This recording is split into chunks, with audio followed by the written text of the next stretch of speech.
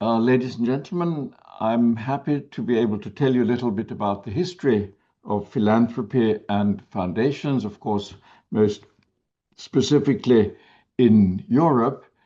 And the way I'm going to do this is in 6 little chapters. I'll introduce myself, I'll make some general remarks, talk about donors, about philanthropy and history, and then end with a few sort of bits on contemporary philanthropy. So first of all, introducing myself, I'm the non-executive director and senior strategic advisor to the Mecenata Foundation. Incidentally, I founded it in 2010, and I have quite a long track record in studying and publishing about philanthropy, civil society, and related subjects. I teach, I publish, so it's sort of my world that I'm going to talk about. The Mecenata Foundation is not a typical foundation. It's a think tank and watchdog organization that focuses on civil society and philanthropy. And we do this in 4 programs: the Mecenata Institute, the Transnational Giving Program, more about that later on, the Tocqueville Forum, and a MENA Study Center, Middle East, North Africa. That's a special sort of focus. What do we do there? We conduct academic research, and we publish a great deal in internal and external media. You always see our website at the bottom of the page, so you can go to that and you'll find all kinds of things. We enable, that is our transnational giving program.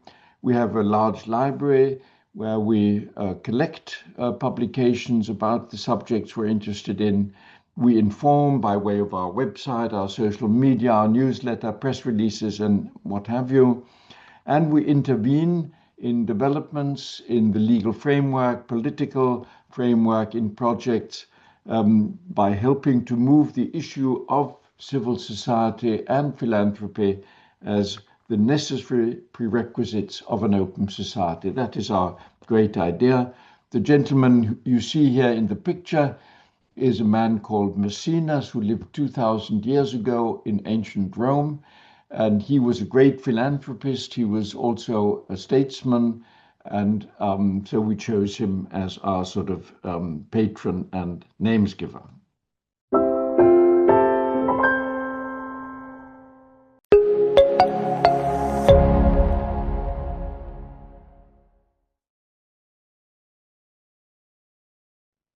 Now some general remarks about philanthropy. Philanthropy is voluntary social engagement with others by sharing, by volunteering, by giving, and by all kinds of other means.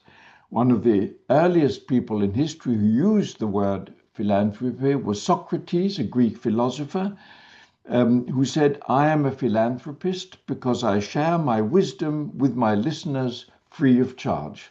So this had nothing to do with funding or anything. It's just the sharing issue that is here more sort of in the foreground. So equaling philanthropy with setting up a foundation or with foundation activity is not correct. Philanthropy is a much wider term. Also, equaling foundations or philanthropy with grant making is not correct. Both are wider terms and imply lots of other things besides just grant making. And also, foundations are not a modern invention. They may be called an anthropological constant, and I'll come back to that in a moment. Just to give you one example, at a time in France, and again I'll come back to that, when foundations were very much debated in France, whether they were a good thing or not, a Société Philanthropique, a philanthropic society, was set up in Paris, as you can see here, in 1780, and it still exists. Their headquarters perhaps need a bit of fresh paint, but it's still there. And so you can see that to be a philanthropist is much more than just setting up a foundation. But if we do look at foundations, we have 4 different chances of setting one up. This could be, of course, individual donors and families. This could be public subscription or associations who set up a foundation. This could be corporations, and it also could be governments. So it's not this sort of one rich man or woman setting up one foundation and that's philanthropy full stop. That is totally untrue. It's a very mixed bunch of activities. So foundation is not a legal term, and it may exist in a number of legal forms. If you look at it internationally, you will find a whole range of different legal forms. And there is no regular form. It simply varies. And the type which we usually take to be the sort of model, the US type of a grant-making charitable foundation endowed with liquid assets, is one model, but not the model. There are lots of others. And indeed, not every founder can endow his foundation. Some foundations are created without an endowment. Also, foundations are not always just grant making. They can be operating, they can be grant making, they can be benevolent, that is, they help individual people in distress, or they can just consist of an ownership. They just own certain assets, a church, works of art, and see to it that they're not misused for other purposes. Or it could be a combination of all these. And if you do have an operating foundation, it could be operating, managing a hospital, an old people's home, a museum, a university, a school, projects, and all kinds of other things. So again, you will see this big range of different activities.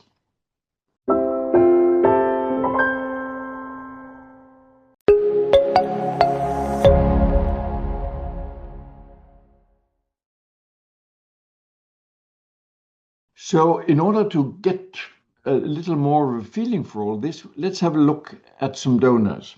A donor, a philanthropist who gives ideas and or resources, and it's always a bit of both, to a separated entity and thus creates a foundation. That is a sort of procedure that happens, but not every philanthropist does that. And I'll come back to that towards the end of my talk. So giving as a term of philanthropy is of one's own free will and with no claim to remuneration, but in different forms. It could be empathy, it could be reputation, it could be time, very important, volunteering, it could be know-how, and of course it could be ideas and resources. Here are two philanthropists from fairly far away, from Uzbekistan, Faryat Stepa. And this is a mural from the 2nd century AD, 1,800 years ago, that shows us two philanthropists. And the next one shows us a married couple of philanthropists who have put themselves in a picture that actually depicts a very different scene. This is the Virgin Mary adoring the child Jesus, and those two donors have just added themselves, or the artist has added them into the picture. This is a picture from Italy, 16th century. Now here are a couple of donors for education and care for the needy, but the donation was the idea, not the resources. They went around fundraising for their institutions. One is a German, August Hermann Franke, who started Franke's foundations around the year 1700, and I'll show you a picture of that later. And it's Thomas Coram, who started the Foundling Hospital in London, again in the early 18th century. Neither of them had any money. They went round with this idea of starting an institution, and they collected funds from elsewhere. And both of them have become very large institutions. Here is another set of people. The endowment consisted in works of art, and they all lived around the same time, around the turn of the 18th to the 19th century. One in London, Sir Peter Francis Bourgeois, who started Dulwich Picture Gallery. One in Sibiu, or Hermannstadt as it was then called, in Romania, who left a very notable collection of arts to a museum, plus a library and all kinds of other things. And the third one, Johann Friedrich Städel, who again left his art collection to a museum, which still exists today, as the others do too. So the endowment was works of art, again, not just liquid assets. Here we have some very wealthy donors. Ernst Abbe, who started Carl Zeiss Stiftung in the very late 19th century. Sir Henry Solomon Wellcome, an American, but he made his fortune in the United Kingdom, again, the beginning of the 20th century. And of course, you all know Alfred Nobel, who started the foundation that awards the Nobel Prizes to people to this day. All interested in research, they all left large endowments. And to complete this quick run through of donors, here are three very wealthy donors who left very large endowments for multiple purposes. Andrew Carnegie, a Scot who made his fortune in the US and started a whole range of foundations in New York, in The Hague, in Dunfermline, in Scotland, etc. Calouste Gulbenkian, originally an Armenian who was born in what is today Istanbul, and eventually he started the huge Gulbenkian Foundation in Lisbon, Portugal, in the mid-20th century. And of course, John Rockefeller, known to everybody in New York, who started the Rockefeller Foundation again at the beginning of the 20th century. And they indeed left very large endowments to their foundations. All these were men. I've shown you only men, so what about the women?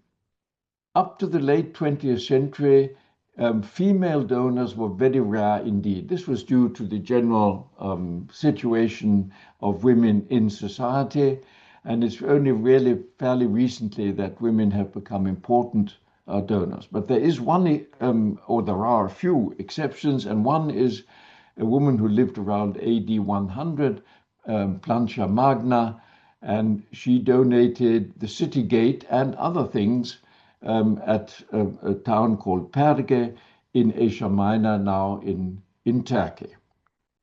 And that's a statue of her.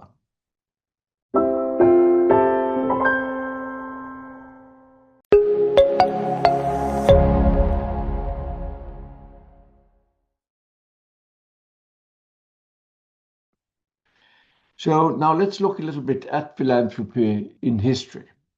Foundations have existed, and this is something I really want to impress on you, in all cultures in history. Ancient West Asian and African, Mediterranean, European, Chinese, Indian, Arabic, pre-Columbian, American, what have you. Always there have been foundations, and that's why I said earlier it's an anthropological constant. They've existed in China, in India, in Persia for thousands of years before our time. Foundations were there. And in China, it was the family of Confucius that was endowed to preserve the grave and the memory of Confucius. And slightly later, a man called Mozi believed that the solution to the world's chaos was to replace selfishness with universal love, urging people to regard other states and cities as their own. That is a very basic, very general form of expressing philanthropy. And so we can see from this example that it existed in China just as much as in other cultures. Here, a little bit about the research base. There's a rich research base available. There are lots and lots of publications on the history of philanthropy. Here are just a few examples. One is a world history as the history of foundations from 3000 BCE to 5500 CE by a German historian called Michael Borgolte. Very, very good, very, very, very learned piece of research. A friend of mine, Thomas Adam, who teaches in the US, wrote about the American philanthropy in a global context. And a Frenchman, Olivier Zunz, wrote about philanthropy in America and takes it all through the 19th and 20th century. I contributed in German about the paradox of foundations, and another friend, Murat Cizakza, wrote about philanthropy in the Arab world and the Islamic world from the 7th century to the present. These are just a very few examples of writing.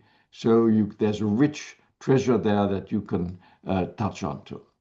And at the moment, with a lot of colleagues, I'm involved in a project of writing a cultural history of philanthropy in 6 volumes to be published probably in 2027. And that will take us right from antiquity right through to present times. So it will add to this research base. Now let's talk about history as far as sort of Europe and the Mediterranean is sort of involved. The earliest foundations, as I've tried to stress, can be found in ancient Mesopotamia and Egypt. These are the earliest sort of big cultural regions, and foundations were there from the very beginning. Also, of course, in Greece, Plato, the philosopher, started one. In ancient Rome, we have them. And from about 313, we find the Christian churches as administrators of foundations due to the fact that in what is called the Milan Constitution, the Christian church was accepted as an independent body and a legal person in the Roman Empire.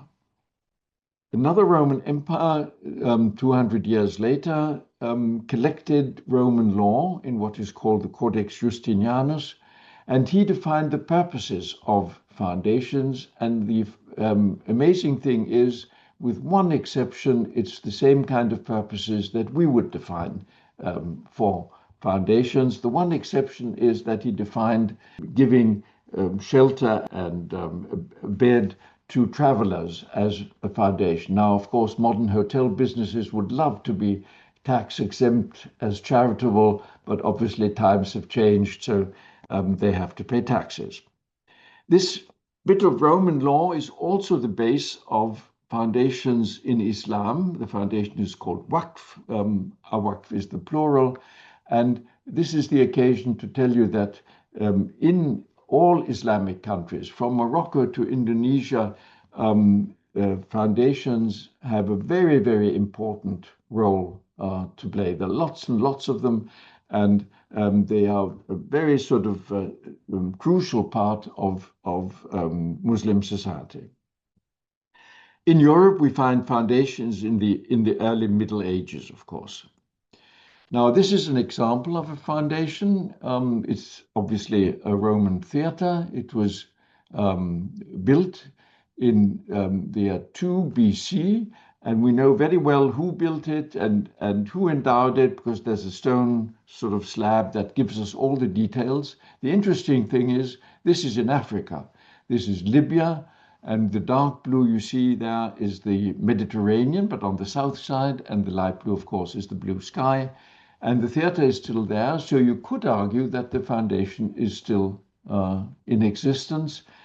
Now, of course, Libya is in troubled times, and I'm sure there are no theater performances there at the moment, but in our lifetime, there have been theater performances there. So one can really argue the foundation is still there. Here you just see a picture of the Emperor Justinian, whom I just mentioned, and it's really important to mention him because he, by collecting the law and compiling and putting it together, he gave the world the basis for European and then, of course, North and Latin American and for Islamic foundation law. This mosaic, incidentally, is from Ravenna in Italy. Here you see an example of an Islamic Waqf. This is a well in Istanbul, outside the old city gates, very beautiful, important building, and it was endowed by a private individual because, of course, water in all southern countries is always a hugely important, a crucial asset to society. Here is another example. This is Jerusalem, the Temple Mount, and while politically there's always a lot of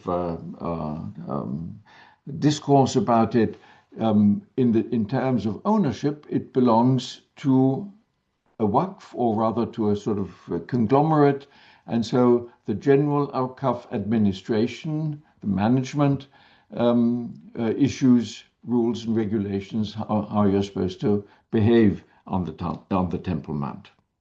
Here is another early example. The building, of course, is later, 8th century AD in Rome, Santo Spirito in Sassia. It's a hospital, and it still exists. It still operates as a hospital, not in these rooms. That is now a museum, but on adjacent modern rooms, it still operates as a hospital. And this is Oxford University that claims to have been endowed in the 12th and 13th century based on a Muslim tradition that was brought back from the Crusades, from the Christians who went out to the Holy Land, and they brought back the idea of endowing a college, and that has become one of the world's most important universities. If we continue in history, we can see a big revival in Europe when towns, little cities came to be around the 13th century. And indeed, townships and universities and churches became trustees of lots and lots of foundations, large and small. At the time of the Reformation in the 16th century, this changed a little bit, but it was for political reasons, not for theological reasons, as was sometimes argued. The big crisis came around in the 18th century, and I'll tell you a little more in a moment, whereas the 19th century brought about a revival, because the rise of the bourgeoisie and sort of romantic ideas entailed that foundations were suddenly popular again. Here is an example of a medieval foundation. It's the Cathedral of Munich, started as a foundation and still is a foundation. Here is an example, the Fuggerei in Augsburg, operated by the Fugger Foundation since 1521, the earliest example of social housing in Europe, and still in existence. People who live there pay around 80 euros per annum, per year, but they also have to pray for the founder. And this is, you remember, I showed you the statue of Franke, and this is now the main building of his foundation. So it's a very important foundation, quite obviously, and the buildings go along. There are lots and lots of more buildings. It's a big educational institution. And here is just one more example from the 19th century. Neu-Erkerode, a big home for the handicapped that was started by a man called Gustav Stutzer, a Protestant clergyman with no money of his own. He had to go for fundraising. It so happened he was my great-grandfather. Now to the big crisis of philanthropy. This was 18th century, the Enlightenment, and people didn't like the idea of having these rather large organizations independent from government, because they were not dependent on tax income. They had their own endowment. The state saw them as competitors, and indeed in 1791 foundations as a legal form were abolished in France and only came back 200 years later in 1983. So France to this day does not have very many foundations. Here's the man who started all this. He was a minister in the French government. He was an economist. He was a sort of philosopher. And he wrote this article that foundations should be demolished.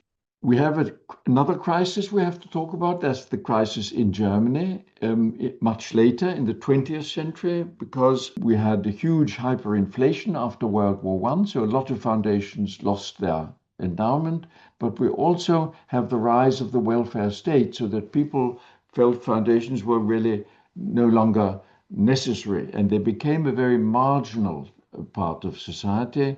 Helped, of course, also that we have two dictatorships, the Nazi dictatorship and then the dictatorship in East Germany. Neither of them liked foundations very much.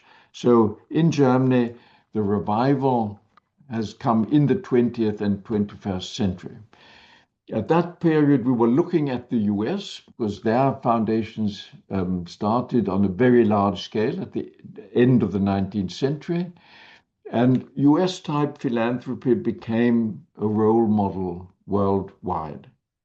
Now, of course, we have these huge big foundations like Gates or Zuckerberg in the US, and they do certainly raise issues of compatibility with democratic society, issues of control, and so on.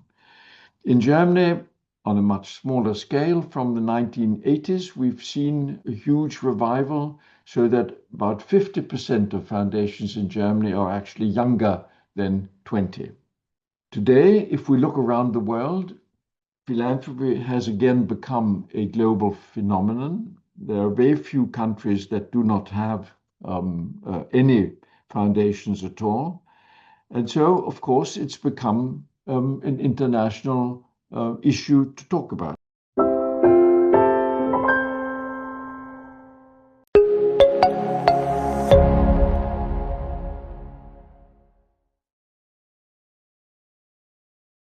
And this is to end this talk, I will just mention a few things. First of all, let's compare a few countries. Obviously, in some countries, we have a very strong foundation sector. In other countries, it's much less so. Netherlands and Switzerland, typical very civic societies, have very strong foundation communities. The United States has a very, very strong community, but it's much more supervised, controlled than it is in other countries. Muslim countries, as I was saying earlier, it has a very good record. In Scandinavia and in Portugal, we have few foundations, but they're very, very large.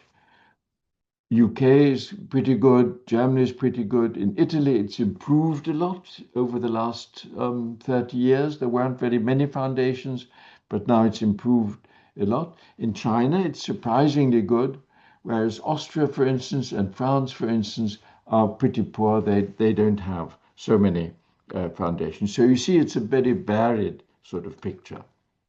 Most foundations have public purposes, are charitable, tax exempt, not for profit, part of civil society, but this is not necessarily so.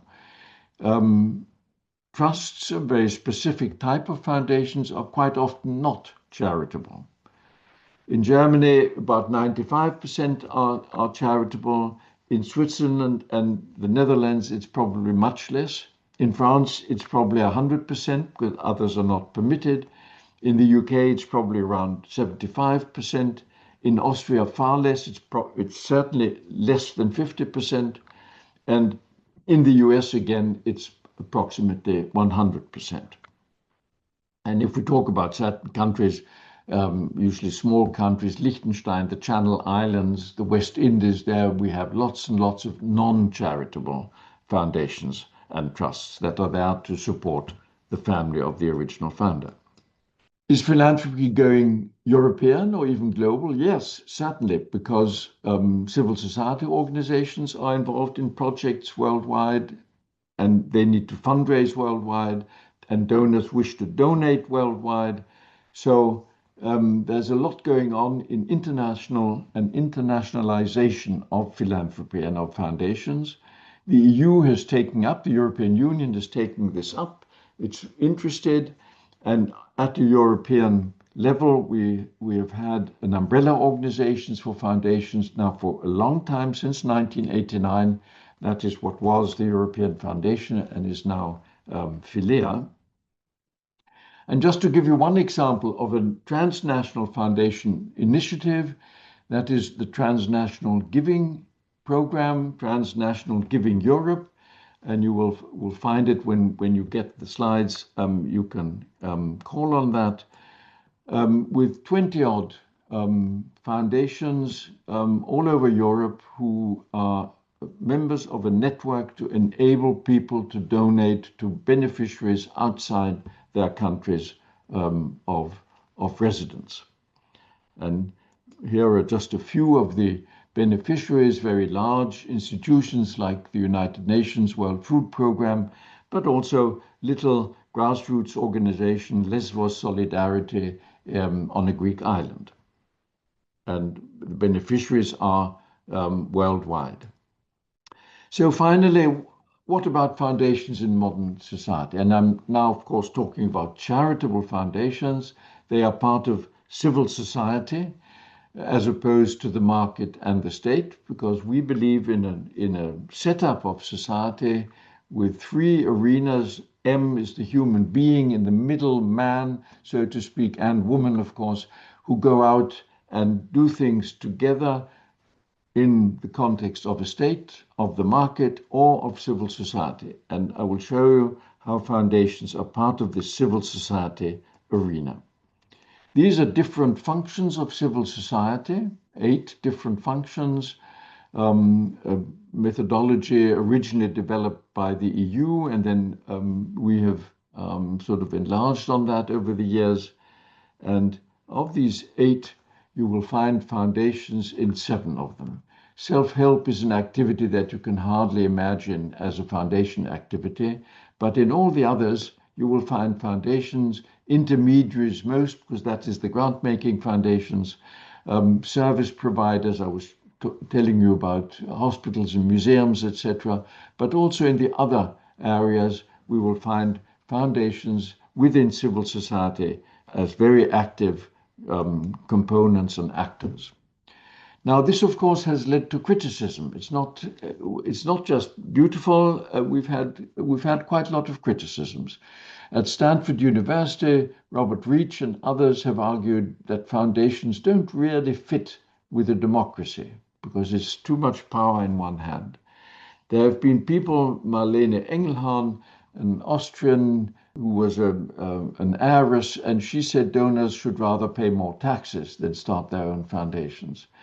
They've been seen as signs of social inequality, and more so they've been seen as having much too much power. If you want to read a real book on that one, read Tim Schwab's book on the Bill Gates problem, which is, you don't have to believe everything it says, but it is quite interesting. And so the criticism is foundations in modern society do not really have a license to operate. But there are, of course, arguments in favor of foundations. Of course, we have a rule of law system, so existing foundations are protected. They've been set up in a legal way so that they enjoy protection. They are part of the citizen's right of expressing one's personality. They are sustainable, an important argument in our time. They are accepted as doing good, as doing beneficial things for society, and they're useful. So there's quite a strong sort of set of arguments now. But of course, there are arguments against legitimacy of foundations. The most important one, and it's been around for a few hundred years, is the rule of the dead hand. Should it be possible that people can determine what future generations can do or cannot do?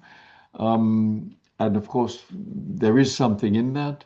There is something in the argument that purposes of foundations simply go out, that they're no longer important, no longer interesting. There is the argument that foundations are not compatible with democracy, that they're an undue concentration of power, and that they perpetuate social inequality. And these are arguments which we do have to take seriously. I am a defendant of foundations, of course, but I still feel we have to talk about these kind of things. Another important factor, and that's how I shall end, is that donors are looking for alternatives to traditional instruments of philanthropy. It's no longer the case that if you're a philanthropist and want to do something really good, you start a foundation. This was the case even 20 years ago. Today, we have a lot of other chances: structured donor programs, social investment, social entrepreneurship, venture philanthropy, philanthropic family offices, all kinds of other ways. So we're coming back to what I said at the very beginning: philanthropy does not equal foundation. There are a lot of other chances for a philanthropist. And that's sort of the end of my talk. So I hope you've gained a quick sort of impression of what philanthropy is all about, you will be sent the slides so you can take that up and you can look at our website, and there's a lot of more information you can find there. Thank you very much indeed.